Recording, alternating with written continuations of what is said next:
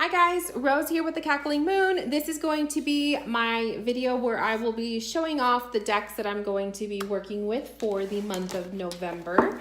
I wanted to just kind of show you just like the vibes that I've been feeling for November. November is all about harvest. To me, it's like a shedding time. I feel like the month of fall is all about like tapping into our more shadowy side. It's all about dealing with the not so glam moments of ourselves. It is release. It is all of that good stuff. So I noticed that while I was like picking the decks that I wanted to work with, I was noticing that I really reached for more Oracle than I did Tarot this time around. And I think that that is just kind of showing that my taste in Tarot is really limited to just a few basic decks that I feel really comfortable reading with. And the Oracle really brings forward the more magic, the magic of the reading, the tone of the reading, I guess I should say. So the first deck I'm going to show you guys is the Native Spirit Oracle. And this is Native American inspired. So I really love these cards. I really feel the warmth of the deck. It is really insightful and talks about healing. To me, it is a deck that I would go to for healing, for looking deep into my soul, for looking into path working, spirituality, that kind of thing. This is the deck that I would choose. So I really feel like it was a perfect match for this season of fall. And what I like to do sometimes is choose certain decks that I will use specific readings.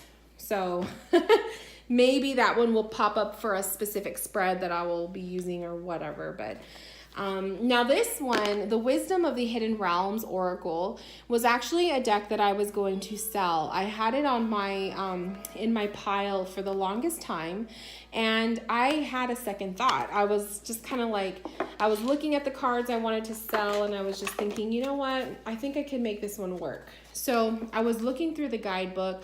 I was seeing some of the messages that were in the depicting you know, some of the cards, and I was like, I really didn't give this deck as much of a chance as I feel like it deserved, and I feel like this season, going into winter, is perfect for it. I love the backs of the cards. They're really mystical looking.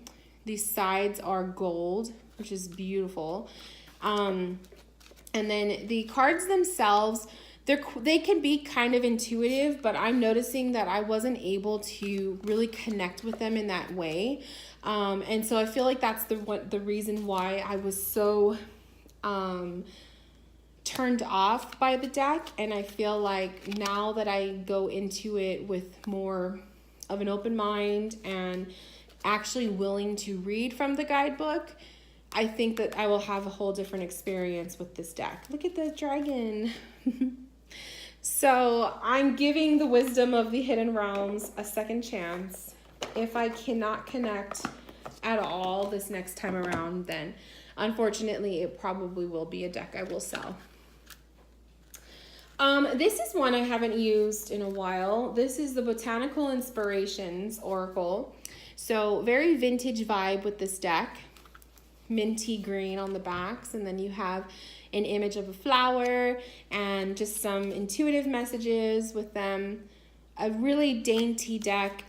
Usually I like to use flower decks for springtime, but the vibe, the vintage feel of these cards really makes me think fall. And I also feel like this will be a deck that would go really beautifully with the Flowers of the Dead Oracle. So I'm totally seeing like mixing the beauty of the flowers with kind of like that skeleton vibe, which I'll show you next. The Flowers of the Dead Oracle is a deck that I recently purchased. I am so glad that I did. So you have these gorgeous black cards with the white drawings and the white words. You have like an image of a skeleton of each animal and a couple words to kind of get you going intuitively. I love reading with these cards. They bring that perfect element of shadow into a reading, and they really, I've noticed, they spark my intuition like crazy. So that is the Flowers from the Dead Oracle. I like to match it up with the Oracle of Oddities, which I'm sure you guys have seen so many times. It's one of my faves. But the Oracle of Oddities is exactly that. It is the mixture of flower and the skeleton or the grossness or the spookiness. It is the epitome of fall. I love this deck. It's one that I know I will be using year round. It doesn't matter what time of year it is. It is absolutely lovely. So I feel like this deck too would go really well with the Botanical Inspirations Oracle.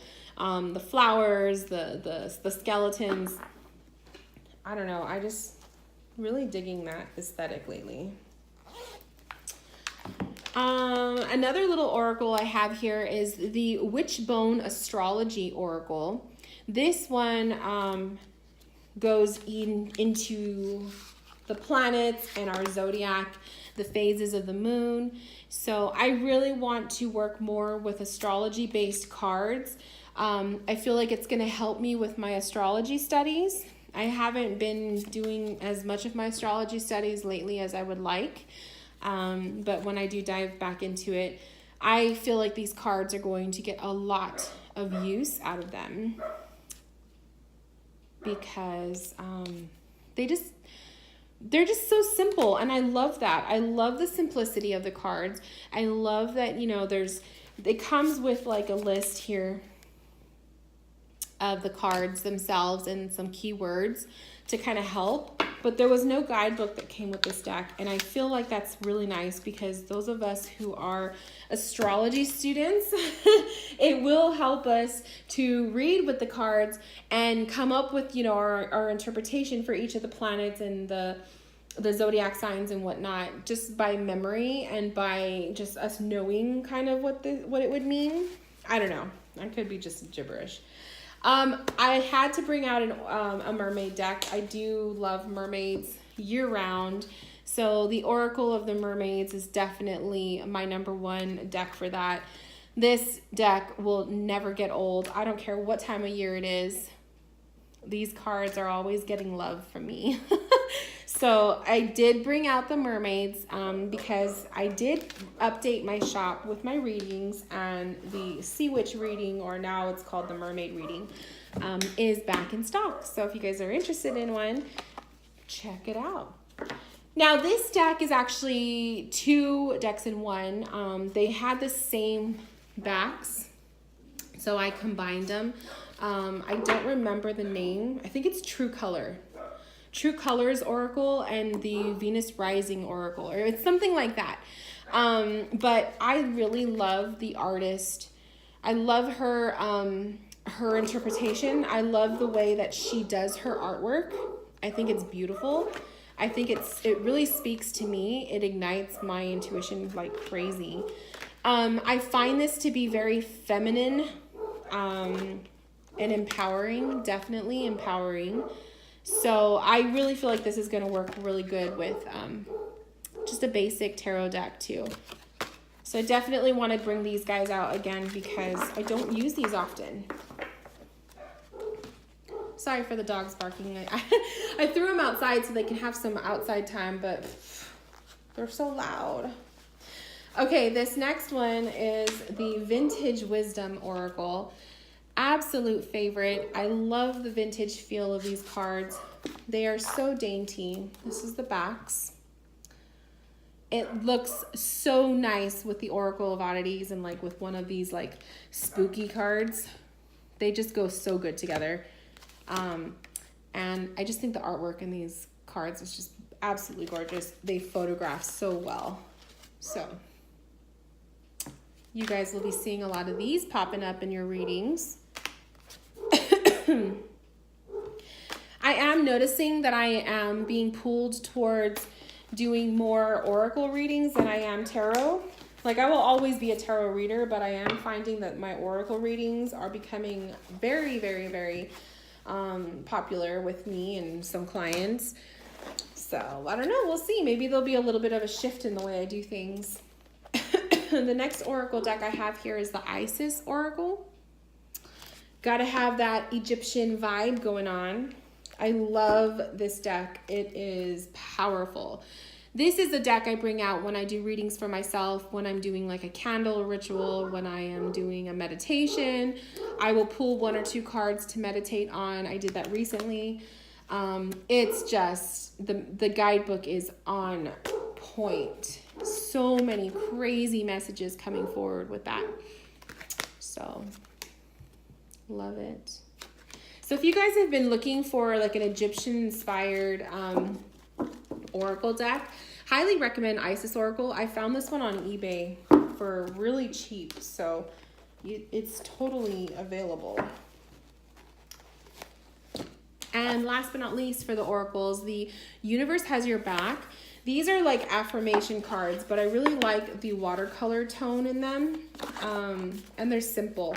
So the backs here we have, I think it's a little moon perhaps, really simple, and the messages are really lovely. So I think this is going to be a really nice deck to put for little Instagram posts throughout the month, or just to add at the end of a reading if a client reading is a little bit dry or too serious. I think this deck will be really good to kind of lift the mood. So I wanted to throw an affirmations deck in there because I think it really brings that positive element into a reading, especially like I said, if I'm doing really serious readings or the message in the reading is a little bit sad. It's really nice to throw in an affirmations card for the client. So as far as the tarot goes, of course I'm going to have a Rider Waite deck, but this is a new one I got. I think this is called the 1910 Rider Waite, but it's basically a reprint. The person who reprinted it, obviously they did different backs, and I really was attracted to the galaxy of the backs. I think that was really a cool element to do for the tarot. And I like the way that the colors in these cards are more muted, more of like a vintagey feel. So I was really attracted to that. That's why I went ahead and bought it. I was just like, you know what? You can never have too many Rider Waite decks. It's starting to get dark. Sorry, I'm trying to do this real fast. You can never have too many Rider Waite decks. So I thought the muted colors are totally fall. This one is the Vertigo Tarot. This is a dark deck, you guys. I should have brought this one out for my October readings. The Vertigo Tarot is just super dark.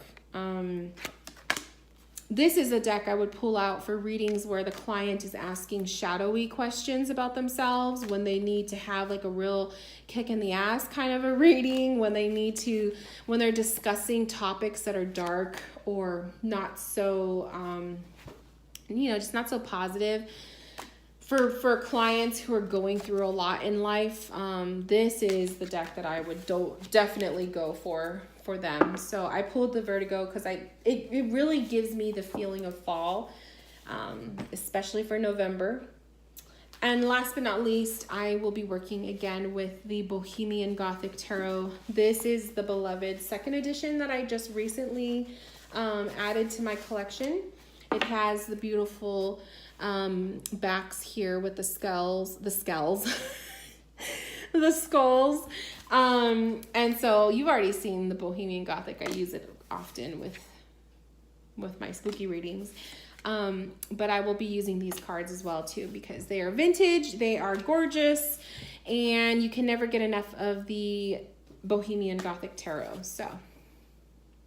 But as you guys can see, I only picked a couple tarot decks that I'm going to be working with, and the rest of them are all oracles. So if you purchase a reading with me this month, you might notice that your reading will have more oracle cards than tarot. But anyways, I just wanted to share that with you guys. And I wanted to just say thank you for watching, and I will see you guys later. Bye, guys.